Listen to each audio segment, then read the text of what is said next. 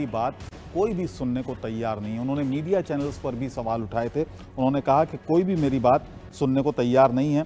तो अभी थोड़ी देर पहले मेरी बात हुई थी तो उन्होंने वादा किया था कि वो मेरे साथ लाइव आएंगे इस समय और अपनी बात रखेंगे। उनके दिल में जो कुछ है, सीमा जो कुछ कह रही है उसमें कितनी सच्चाई है, तो अपनी तमाम बातें वो हमारे साथ शेयर करेंगे, ऐसा उन्होंने कहा था। फिलहाल मैं उनको कनेक्ट करने की कोशिश कर रहा हूं, लेकिन अभी तक वो कनेक्ट नहीं हो पाए हैं, क्योंकि वो ये कह रहे हैं जो सीमा कह रही हैं, सीमा का ये कहना है कि गुलाम हैदर ने उसको तलाक दे दिया है। हालांकि गुलाम हैदर लगातार इस बात से इनकार कर रहे हैं कि उन्होंने सीमा को तलाक नहीं दिया है। दूसरा सवाल ये भी है कि आखिर इल्लीगल तरीके से सीमा भारत में प्रवेश करती है, उसको ज़मानत मिल जाती है, उसके पास किसी तरह का कोई वीज़ा नहीं होता है, कोई परमिशन नहीं होती है, किसी तरह के भारत में एंट्री के कोई कागजात उसके पास नहीं होते हैं। ऐसे में इतनी जल्दी उसको ज़मानत आखिर कैसे मिल गई? तो बहुत सारे सवाल उसकी ज़मानत भी खड़े कर रही है और ये पूरा केस बहुत सारे सवाल खड़े कर रहा है कि आखिर कैसे एक पाकिस्तानी महिला आती है, नेपाल आती है, पहले नेपाल में से भारत आने में क्यों उसको कोई दिक्कत नहीं होती है, 4 बच्चे उसके साथ हैं, वो अपने आप को भारतीय बताती है, उसके साथ सचिन भी होता है और वो भारत आ जाते हैं। जेवर में रबूपुरा गांव में वो रहने लगते हैं, 50 दिन वो रहते हैं। 50 दिन के बाद पुलिस को इस सारे केस की जानकारी होती है और उसके बाद पुलिस, हरियाणा पुलिस एक्शन में आती है और उसके बाद सचिन और सीमा को गिरफ्तार किया जाता है हरियाणा के बल्लभगढ़ के। उसके बाद उनको कोर्ट में पेश किया जाता है और कोर्ट उन्हें जमानत दे देता है। तो इसी पर बहुत सारे सवाल उठ रहे हैं कि क्या वाकई जमानत मिलनी चाहिए थी, नहीं मिलनी चाहिए थी। और गुलाम हैदर का जो मत है वो भी हम सुनेंगे। उनको मैं कनेक्ट करने की कोशिश कर रहा हूं। एक बार फिर आपको सुनवाते हैं कि सीमा का क्या कहना है अब इस पूरे मामले पर, सचिन का क्या कहना है, वो भी हमने विस्तार से बात की, वो सुन लेते हैं या न्यूज़ पर। और बधाई, आपको जमानत मिल गई है। ये बताइएगा कि क्या पूरी कहानी जरा आप बताइएगा, कैसे कैसे आपका आना हुआ, कैसे कैसे मुलाकात सचिन से हुई, नज़दीकियां बढ़ी, विस्तार से बताइए, जरा खुलकर बताइए। सर, मैं 2020 में मैंने पबजी डाउनलोड करा। ये तो पहले से खेलते थे, मैं बाद में मतलब आई थी। अभी न्यू प्लेयर थी मैं पबजी की। ये मतलब अच्छा खेलते थे तो इस तरह हमारी वहीं पे थोड़ी जान पहचान हो गई पबजी गेम में ही। अच्छा। और उसके बाद थोड़ा मतलब जान पहचान होने के बाद ऐसे हम बात करते थे कि या इंडिया के लोग कैसे हैं, या ये पूछते थे पाकिस्तान के लोग कैसे हैं। तो ऐसे हमारी चैटिंग या पबजी के गेम खेलते भी थे और बात भी चलती थी माइक के दौरान ना। तो फिर ऐसे एक दिन हमने एक दूसरे को नंबर दिया, यही पबजी के सिलसिले में कि जब गेम में आएंगे तो मैसेज कर देंगे। लॉकडाउन का समय था तब, तो हम शाम शाम में गेम खेला करते थे। तो फिर मुझे यहाँ के पाकिस्तान मतलब इंडिया के लोग दिखाते थे कि ये इंडिया है, ये मस्जिद है, ये मुस्लिम है, ये हिंदू है, और मैं इनको वहाँ का दिखाती थी। तो ऐसे चलते चलते हमारी मतलब बहुत ज़्यादा दोस्ती हो गई, गहरी दोस्ती हो गई। तो ये दोस्ती कब प्यार में हो गई पता ही नहीं पड़ा। और इनके बगैर ना मुझे रहना आता था, ना इनको मेरे बगैर रहना आता था। हम दिन रात वीडियो कॉल पे रहते थे व्हाट्सएप में, सुबह शाम दिन रात हर समय। जैसे आँख खुलती थी तो हम वीडियो कॉल पे रहते थे और सोने समय तक, और जब सोते भी थे तब भी हम वीडियो कॉल चलाकर ही सोते थे। तो फिर अचानक से मतलब मेरे मन में ये जागी और इनके में भी कि हमें मिलना चाहिए, क्योंकि 2 साल तो होने ही थे जब हो गए तकरीबन 21 में। तो मैंने सारे कागजात बनवाए इंडिया के आने के लिए, सिर्फ के इंडिया का वीज़ा अप्लाई करूंगी। और इंडिया का वीज़ा मैंने अप्लाई करा भी सही, पर मुझे इंडिया का वीज़ा नहीं मिला। अच्छा। तो इसी कारण मैंने फिर नेपाल का रास्ता अपनाया। फिर पहले तो हम ऐसे मिलने का सोचा था कि हम तो कहाँ पहली मिलेंगे, मुलाकात आपकी कहाँ हुई? नेपाल में ही पहली मुलाकात हुई सचिन से? जी सर, 10 मार्च को हम पहली बार मिले और 13 मार्च को हमने शादी करी। जैसे वहाँ पशुपतिनाथ मंदिर है, बहुत बड़ा मंदिर है, बहुत अच्छा मंदिर है। और उसकी इंस्टाग्राम पे मेरी रील्स भी हैं, और अब वो मैंने पब्लिक कर दिया है अपना अकाउंट इंस्टाग्राम, इन्हीं के नाम से है।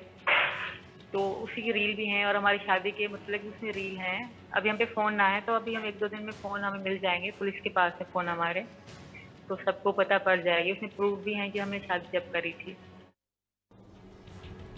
और इस वक्त गुलाम हैदर मेरे साथ जुड़ गए हैं सऊदी अरब से, क्योंकि बहुत ज़्यादा टेक्निकल व्यक्ति नहीं है, टेक्निक्स को बेहतर तरीके से नहीं समझ पाते हैं, लिहाजा मैंने उन्हें वीडियो कॉल पे यहाँ अपने साथ जोड़ लिया है। गुलाम साहब, मेरी आवाज़ आपको मिल रही है हैदर साहब? जी जी सर, आवाज आ रही है जी, ये जानना चाहेंगे, अभी थोड़ी देर पहले मैं बात कर रहा था आपसे, तो आप कह रहे थे कि आपकी बात सही तरीके से नहीं रखी गई है। जी सर।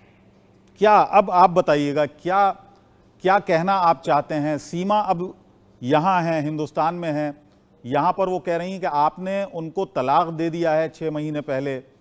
वो ये भी दावा कर रही हैं कि आप उनको सही तरीके से नहीं रखते थे। तमाम तरह के दावे हैं, आपका क्या कहना है इस पर? जी सर, ये दावे बिल्कुल बेबुनियाद है। मेरे सीमा मेरे निकाह में है और अभी भी निकाह में है। ये बिल्कुल झूठ बोल रहा है, झूठ पे झूठ बोल रहा है। ये मेरे निकाह में है। ये मेरा भी इससे लव मैरिज हुआ था। मैं गांव छोड़ के शहर में सर इनके साथ रहने लग गया। कराची मेरा माँ बाप जिस्माबाद रह रहे थे और शादी के बाद मैं जिस्माबाद से और कराची रहने लग गया कि ताकि अच्छी जिंदगी गुजरे और बच्चे सुखा रह सकें। उधर मैं मेहनत मजदूरी किया सर बहुत।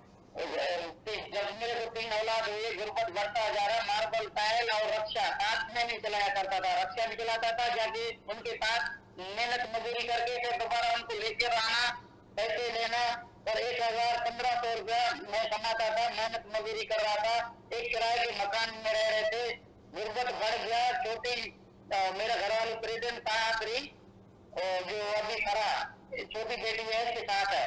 फिर मैंने ये सुना और मैंने दोनों ने ये फैसला लिया कि इधर अभी बच्चे भी बड़े हो रहे हैं और ये बच्चा पेट में है, आप कहीं अच्छा सोचो बच्चों का परवरिश का, और इधर बुजुर्ग का सफाई नहीं हो रहा है, आप कहीं चले जाओ, मेहनत मजदूरी करेंगे, अच्छा सा खाएंगे। इसलिए आप कितने साल से हैं सऊदी अरब में?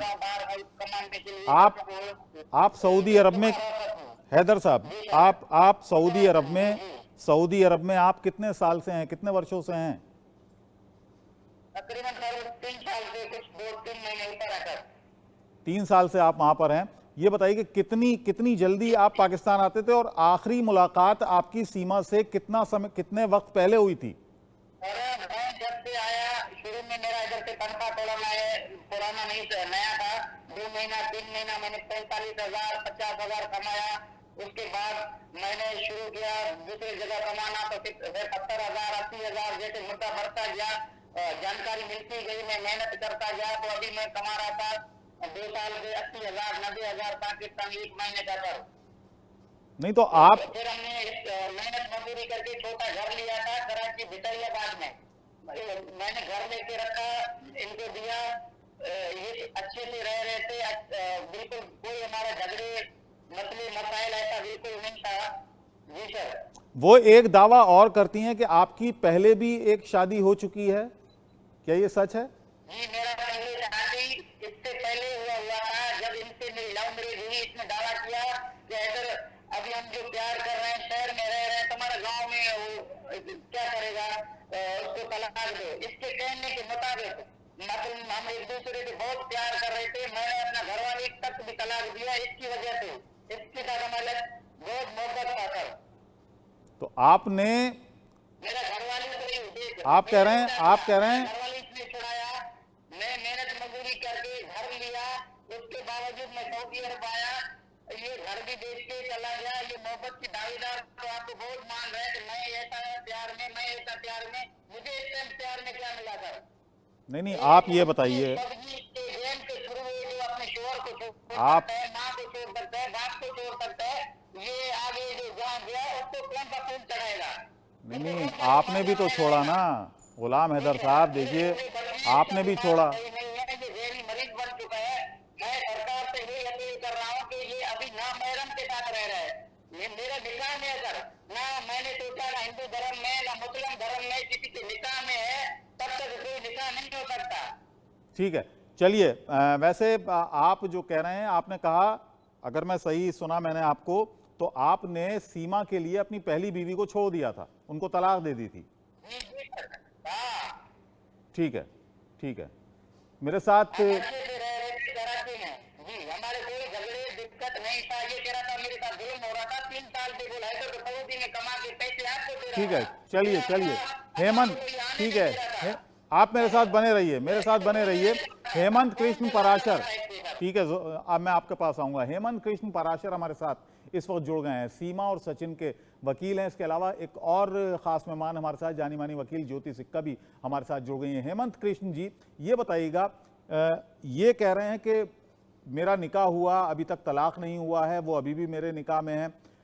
और दूसरी बात ये है कि जिस तरह से सीमा भारत में प्रवेश करती हैं, भारत में आती हैं इल्लीगल तरीके से, बिना किसी वीज़ा के, बिना किसी कागज़ के, बिना परमिशन के, ऐसे में इतनी जल्दी जमानत उनको कैसे मिल गई, किस बिना पर मिल गई?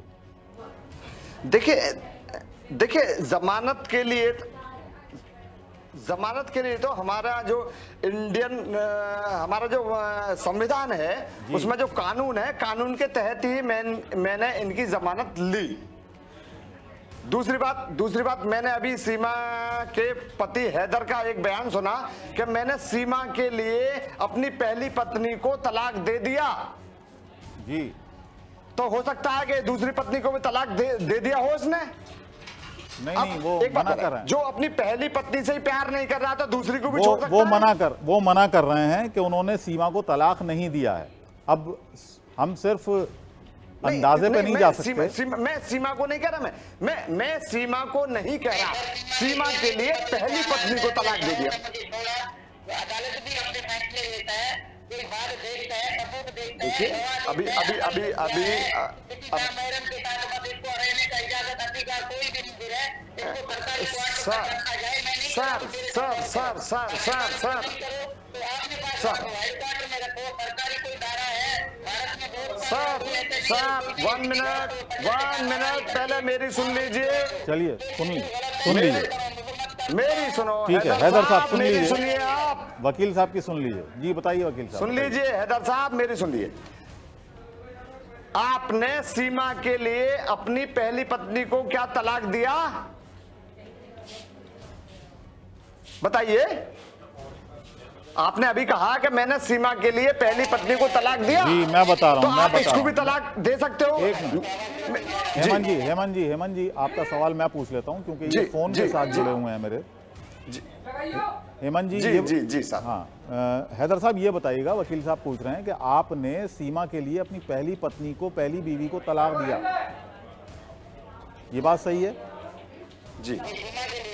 जी सीमा यही पूछ।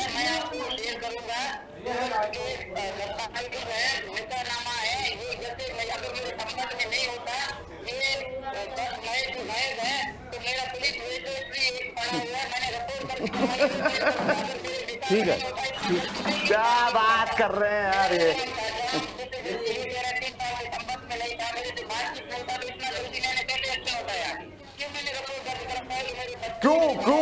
क्यों आपने प्रयास नहीं किया बातचीत करने के लिए? क्यों अपने बच्चों के लिए कोई प्रयास नहीं किया कि मैं अपने बच्चों के साथ रहूं? 2019 से आप अपने बच्चों के साथ नहीं रह रहे। अच्छा एक बात बताइए, एक चीज बताइए। 2019 से आप अपने बच्चों के पास नहीं रह रहे, सीमा के कहने के अनुसार। मैं पूछ लेता हूँ आपका सवाल, मैं पूछ लेता हूँ जी सुनिए हैदर साहब, गुलाम हैदर सुनिए, सवाल सुन लीजिए, सवाल गुलाम हैदर साहब, मेरा सवाल सुन लीजिए।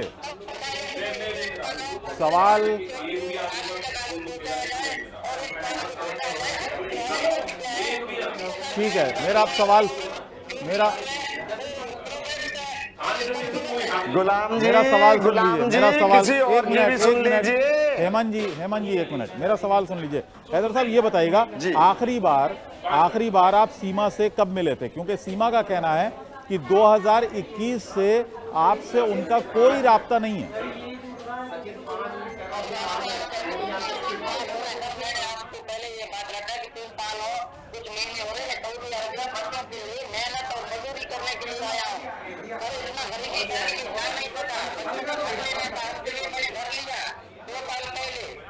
साल पहले एक घर लिया, छोटा मकान, तकरीबन 13 से 14 लाख का, सीमा के नाम से वो भी। जो मेरा अब एक बात बताइए, माँ बाप के पास में जा नहीं रहा था, अब अच्छे से रह रहे थे, अब एक बात पानी नहीं दे रहा अब था, एक बात अब एक बात ठीक है, अब एक बात मेरी बताइए, अब एक बात, एक मिनट हेमंत जी आऊंगा मैं आपके पास, और ज्योति जी को भी लेने ठीक है सर, ठीक है, एक बात ये बताइए गुलाम हैदर साहब, आप कह रहे हैं कि आपने सीमा के लिए अपनी पहली पत्नी को छोड़ दिया, उनके भी बच्चे थे, उनके बच्चे थे आपके, एक बेटा एक बेटी, ठीक है, क्या कोई अपनी पत्नी के लिए कोई अपनी क्या कोई अपने बच्चों के लिए अपनी पत्नी को छोड़ सकता है? सुन लीजिए, सुनिए, जो उससे पैदा हुए हैं उसको छोड़ सकता है क्या? सुनिए, अब सुनिए, आपने, हालांकि इसका कानून से कोई लेना देना नहीं है, कानून से कोई लेना देना नहीं है, लेकिन आपने सोचा कि अब आपके साथ वही हुआ जो आपने अपनी पहली पत्नी के साथ किया।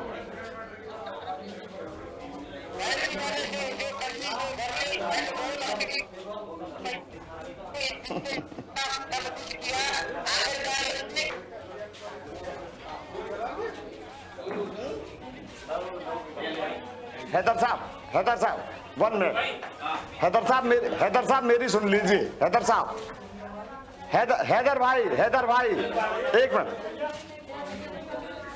हैदर भाई जी हैदर साहब, आप पूछ लीजिए, मैं पूछ लूंगा, आपका सवाल मैं पूछ लूंगा। देखिए मैं इनसे ही पूछना चाहता हूं मैं। ठीक है, ज्योति सिक्का मेरे साथ हैं, जानी मानी वकील हैं ज्योति सिक्का, वो मेरे साथ हैं। 1 मिनट हैदर साहब, 1 मिनट, मैं आपके पास आऊंगा, मैं आऊंगा आपके पास। ठीक है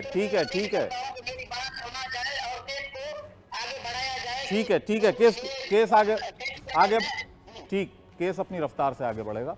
ज्योति सिक्का जी, एक चीज बताइएगा, जिस तरह से सीमा हिंदुस्तान में दाखिल हुई नेपाल के रास्ते से, बिना वीजा के, बिना किसी परमिशन के, बिना पेपर्स के, उस केस में कानून क्या कहता है?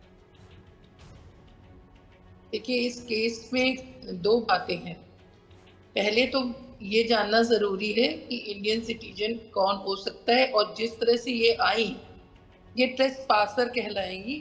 इंडियन फॉरेनर्स एक्ट 1946 इसको डील करता है, और इसमें ये डीलिंग होती कि इनको पहले इनको चेक किया जाता है, इनको ट्रायल इनका होता है, इनका प्रोसिक्यूशन होता है, इनको कस्टडी में लिया जाता है। अब उनके वकील साहब ने कह दिया कि हमने कानून के अनुसार उनकी बेल कराई, उन्होंने ये नहीं बताया कि किस कानून के, क्या कानून उन्होंने अप्लाई किया।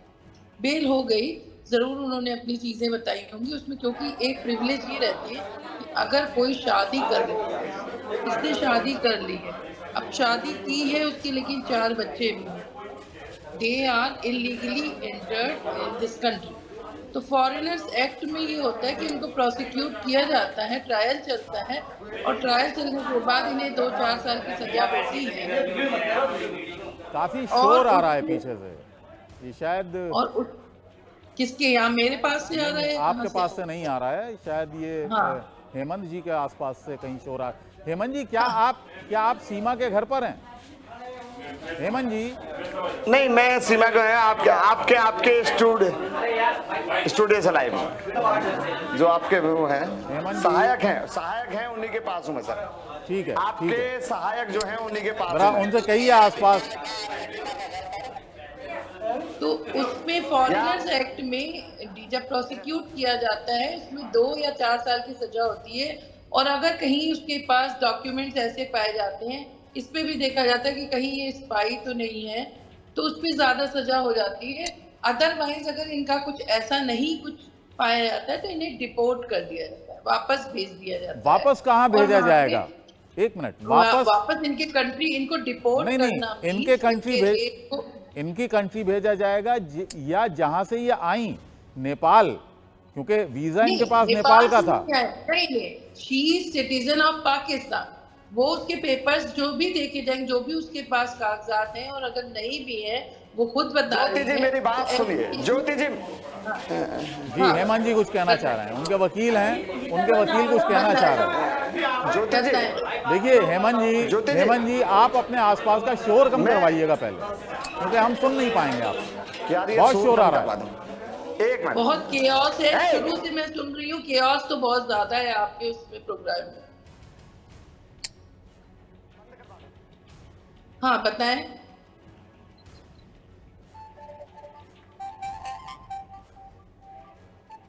जी हेलो, चलिए हम आएंगे उनके पास, हम उनके पास आएंगे। गुलाम हैदर क्योंकि इस वक्त हमारे साथ हैं, गुलाम हैदर से भी सवाल ले लेते हैं। गुलाम हैदर ये बताइएगा कि आपको सिर्फ मीडिया चैनल से पता लगा कि आपकी पत्नी जो हैं, आपकी जो बेगम हैं, वो हिंदुस्तान पहुंच चुकी हैं, या कोई और जरिया भी था? और आपके रिश्तेदार बहुत सारे होंगे पाकिस्तान में, क्या वो कोई खैर खबर आपकी पत्नी की नहीं रखते थे?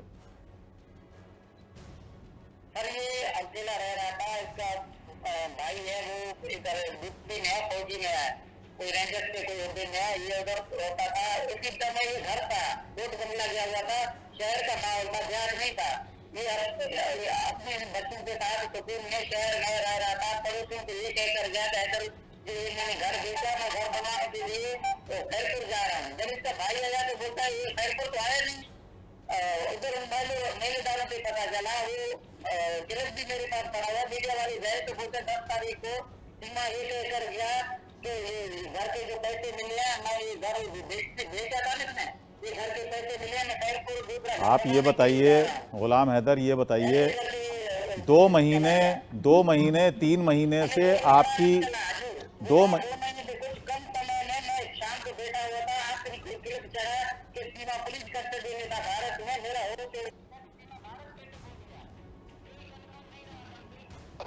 जी। ये एक चीज मुझे बता दीजिएगा, एक चीज बताइएगा, आप 2 महीने से सीमा से आपकी बात नहीं हो रही थी, 2 महीने से बल्कि ज्यादा का समय था कि जब सीमा से आपकी बात नहीं हुई। ऐसे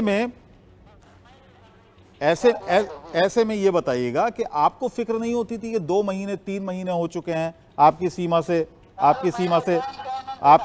बात नहीं हुई, आपकी बच्चों से बात नहीं हुई? पाकिस्तान में मुझे ये सब तो नहीं कहा, पर ये बाहर है।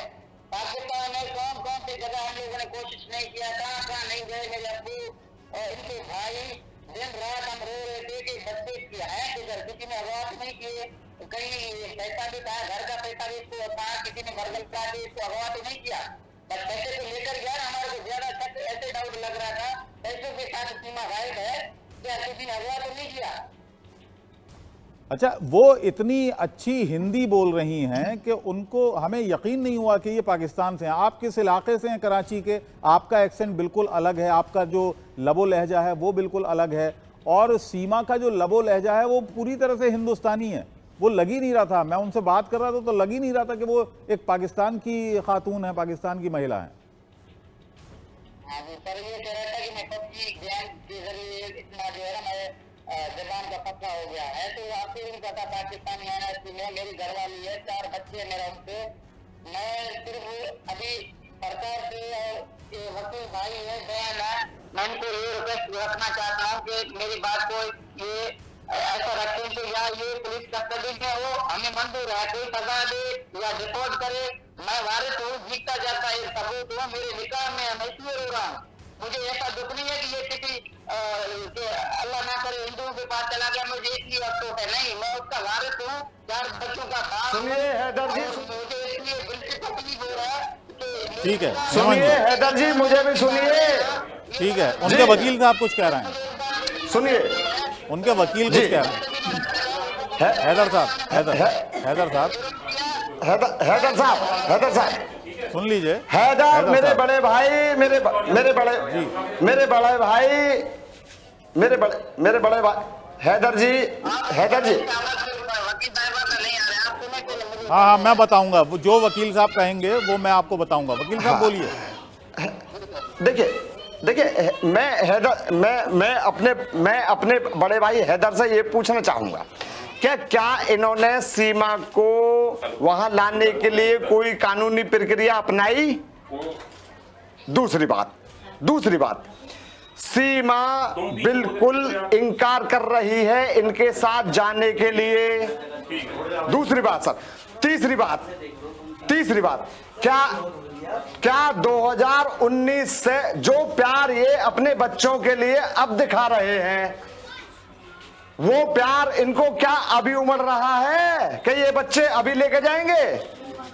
मैं ये नहीं कह रहा कि मैं तो ये कह रहा हूं,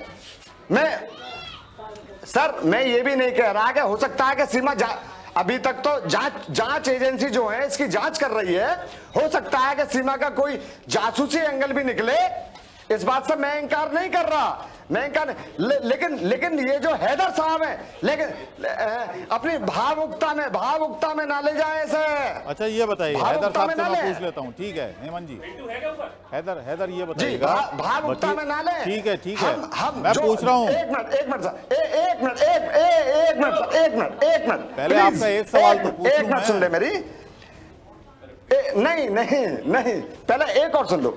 मैं खुद कहना चाहता हूं कि हो सकता है कि सीमा जासूस हो, उसकी एनआईए जो हमारी इंडियन जो जांच एजेंसी है वो उसकी जांच कर रही है, वो उसमें जांच में बाद में साफ होगा कि क्या है क्या नहीं है, ये लव है या जासूसी है, उसको बताइए उन्हें। समझ गया आप, जी शांत रहिए जी। गुलाम हैदर साहब ये बताइए, जब आपको ये पता चला कि आपकी पत्नी का कोई राब्ता आपके रिश्तेदार से आपसे नहीं है, तो किसी तरह का कोई कानून का आपने सहारा लिया उसको खोजने में, अपने बच्चों को खोजने में?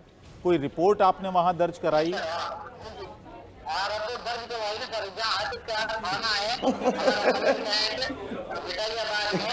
क्या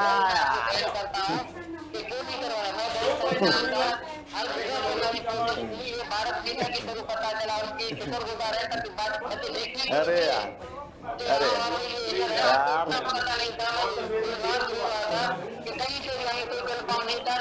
अपना फोन एक ठीक और करो, ये वाला ठीक नहीं है, ये वाला रोक लो।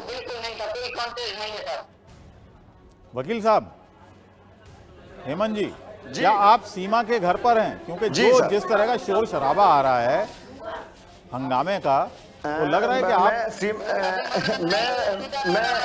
सीमा का सचिन का मैं सीमा सचिन के घर पर नहीं हूँ। मैं अपने अरे यार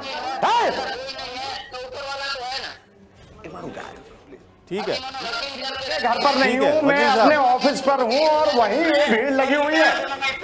अच्छा वकील साहब एक चीज और बताइएगा, मेरा फोन पकड़ के हाथ थक गया। एक चीज बताइएगा, एक चीज। ठीक है हैदर साहब एक मिनट। ज्योति जी का एक सवाल था, हेमंत जी, ज्योति जी ने एक सवाल उठाया, आपने कहा आपने जमानत कराई कानून के मुताबिक। ज्योति जी पूछ रही थी किस कानून के तहत ये जमानत मिली, ये बताइए। ज्योति जी का एडवोकेट है सर, एडवोकेट जी। मैं बताता हूं कानून के तहत जो 14 विदेशी अधिनियम है। देखो मेरे पास तो कोई भी क्लाइंट आएगा, मैं एडवोकेसी करता हूं, मैं कोई भी आए, फॉरेन नागरिक कोई भी आए, मैं उसकी जमानत करूंगा यदि मेरे पास आता है। तो इसकी जो सीमा सचिन और नेत्रपाल की जो मैंने जमानत करवाई, जो 14 विदेशी अधिनियम और उसके साथ में 120 बी लगा हुआ है 14 विदेशी अधिनियम में। मैं आऊंगा आपको पास मकबूल हैदर साहब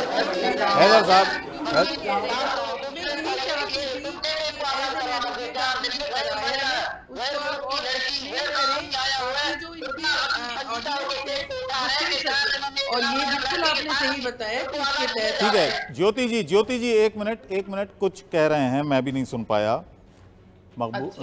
हैदर साहब को। गुलाम हैदर जी अब बताइए क्या कह रहे हैं हैदर साहब, बताइए, मैं सुन नहीं पाया। भारी रकम उठा के ज्वेलरी जेवरात पैसे घर बेच के ये आया, ऐसा नहीं तो वकील साहब को पैसा देकर अब ये पूरा जो वकील 4 दिन में इसको रिहा करवा रहे। हमारे पाकिस्तान में भी इतना केस जल्दी रिहा नहीं होते कि एक क्रिमिनल माना जाए तो बाथरूम को तोड़ के 4 बच्चों के साथ ये बच्चे मेरे बाप मैं मेरे एलआईसी पे है, सीमा मेरा घरवाली है, हर चीज मेरे नाम पे है। 4 दिनों में